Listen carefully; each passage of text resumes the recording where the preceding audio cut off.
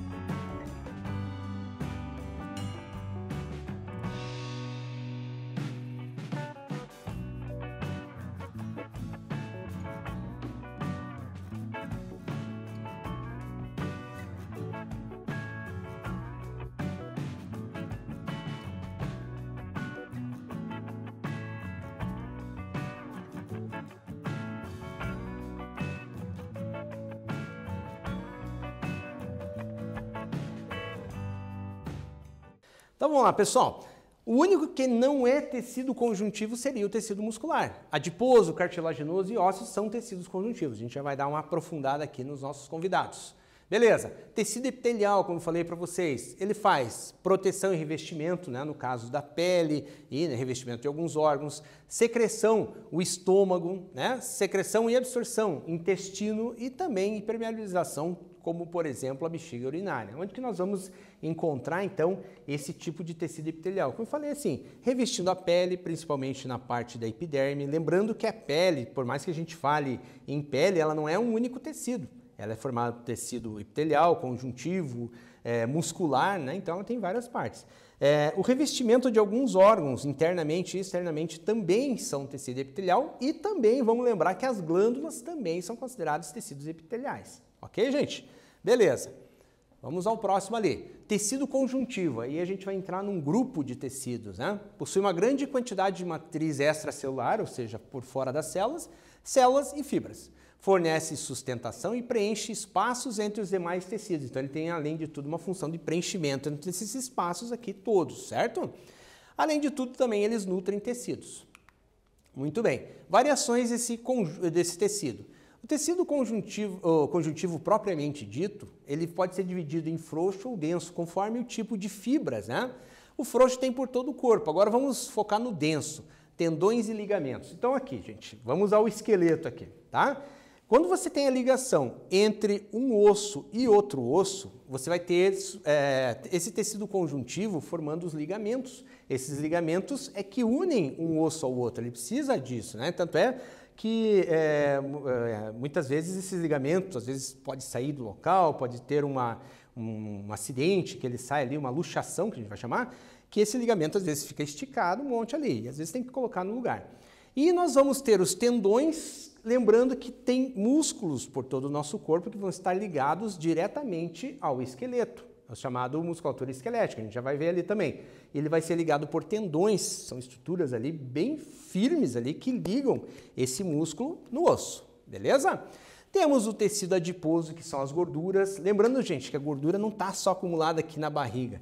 Nós temos gordura embaixo da pele. Essa gordura, ela tem a função de proteger contra impactos, né, contra choques mecânicos e tudo mais, e também função de reserva alimentar. Então, assim, à medida que o corpo vai precisando, ele vai utilizando aquelas reservas alimentares que ficaram ali na forma de tecido adiposo, beleza? Ele vai estar aqui por baixo da pele também, entre os órgãos, tá? Então, temos tecido adiposo ali por grande parte do corpo. Já estudamos isso também. Tecido conjuntivo cartilaginoso. Então, vamos focar nas cartilagens agora, gente. O nariz, uma parte do nosso nariz é cartilagem. A orelha também, uma parte da nossa orelha é cartilagem, tá? Grande parte aqui da traqueia, né? Como a gente pode ver aqui, é cartilagem também. E uma coisa bem interessante, gente, aqui nós temos cartilagens nas articulações. Então tem a articulação do braço, tá? Nós temos a articulação da coluna. Então nós vamos ter aquelas articulações que são móveis, aquelas que são chamadas de semimóveis e as imóveis, certo? Aqui nós podemos ver, ó, esses discos aqui, ó, entre uma vértebra e outra, que a gente vai chamar de discos intervertebrais. Eles também são cartilagem, né? E eles têm aquilo que eu falei para vocês, eles têm aquela função de proteção, né? Tipo uma almofadinha ali, protegendo o tecido. Muito bem, gente, nós temos o tecido conjuntivo ósseo, né? Ele já, diferentemente da cartilagem, ele já tem uma deposição maior de sais, certo? Essa deposição de sais faz com que ele tenha essa rigidez, como nós vemos aqui. Gente, o adulto tem 206 ossos espalhados pelo corpo, certo? Ele tem uma quantidade menor do que um bebê.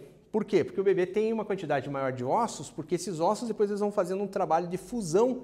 E nem aqui, ó, a gente estudou numa das aulas lá sobre a moleira. O que vai acontecendo? Aqueles ossos vão juntando e formando um só. Então, o bebê ele vai ter mais ossos, tá? E por quê? Porque alguns ossos, durante o desenvolvimento, né, até se tornar adulto, eles vão se fundindo e se tornando um só. Beleza? Então, o tecido ósseo, que é a função dele? Sustentação e movimento. Nós vemos aqui o esqueletinho ali na tela, andandinho ali. Proteção de órgãos também. Então, imagine aqui, ó, esses órgãos vitais que nós vemos aqui são protegidos por essa caixa. A caixa craniana protegendo o encéfalo. Aqui a coluna vertebral protegendo a medula espinhal e assim vai. E reserva de cálcio, então fica armazenado cálcio nesses ossos e esse cálcio vai sendo liberado conforme a necessidade. Vamos adiante, gente. Um quiz. Os tendões são estruturas que constituem a ligação entre músculos e ossos e são formados principalmente por, letra A, tecido conjuntivo ósseo, letra B, tecido muscular, letra C, tecido conjuntivo propriamente dito ou letra D, tecido conjuntivo cartilaginoso. Essa também é tranquilinha, daqui a pouquinho a gente já volta para ver se acertou.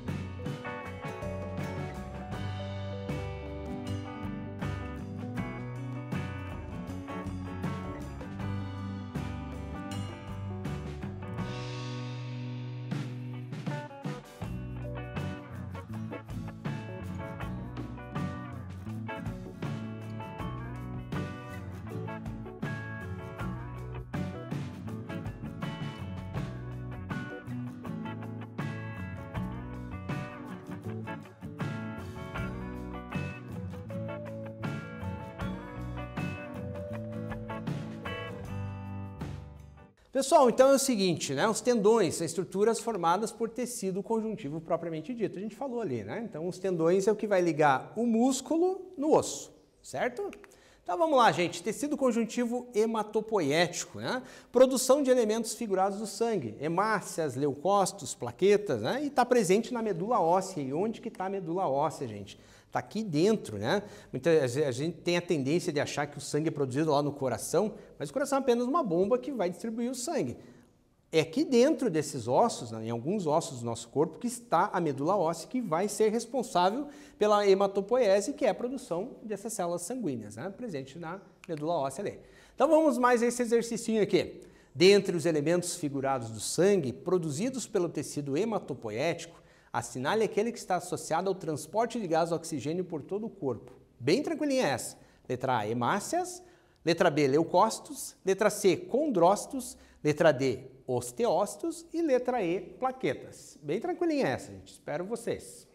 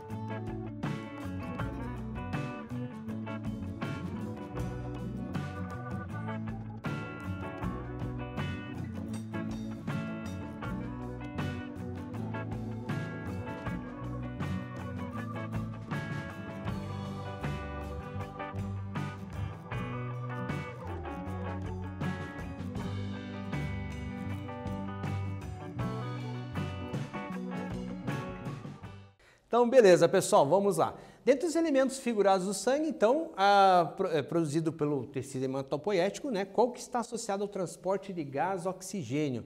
Então, seria as hemácias, né? Lembram lá das hemácias? Tem os leucócitos associados à defesa e as plaquetas relacionadas lá à defesa, à cicatrização e tudo mais, né?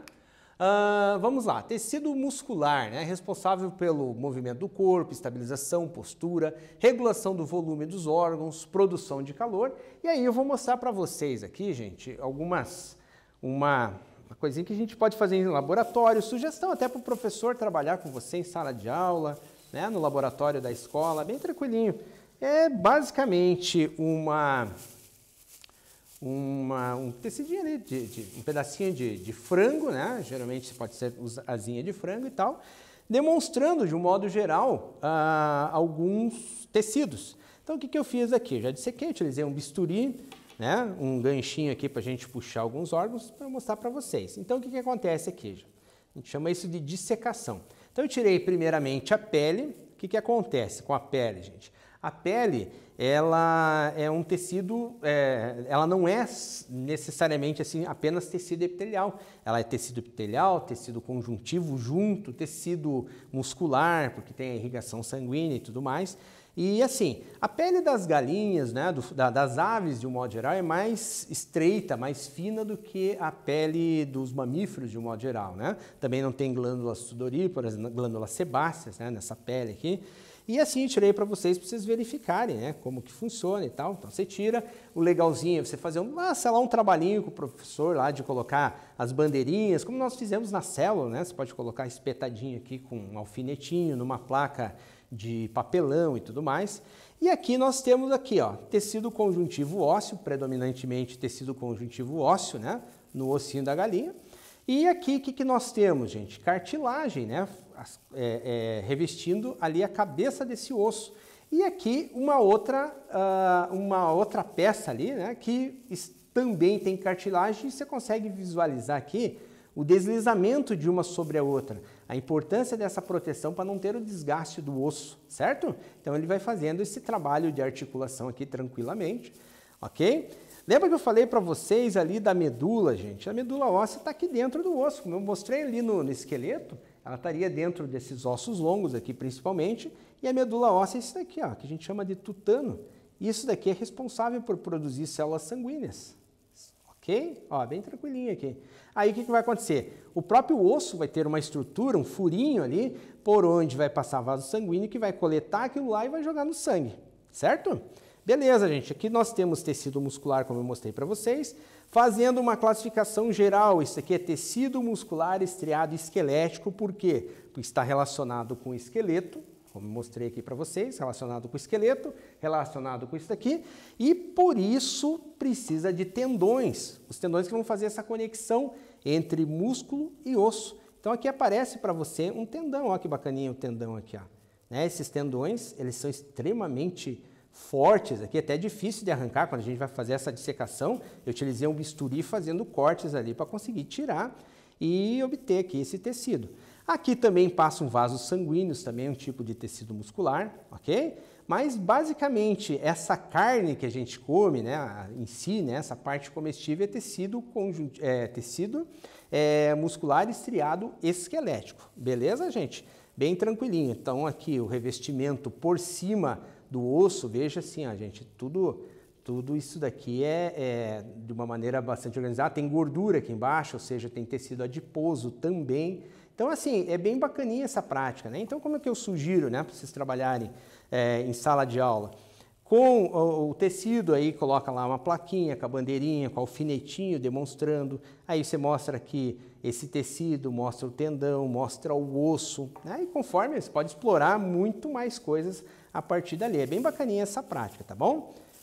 Então é o seguinte, gente, continuando aqui, o tecido muscular, então, ele é classificado em 3 tipos. O estriado esquelético, que está ligado à estrutura, né, do esqueleto.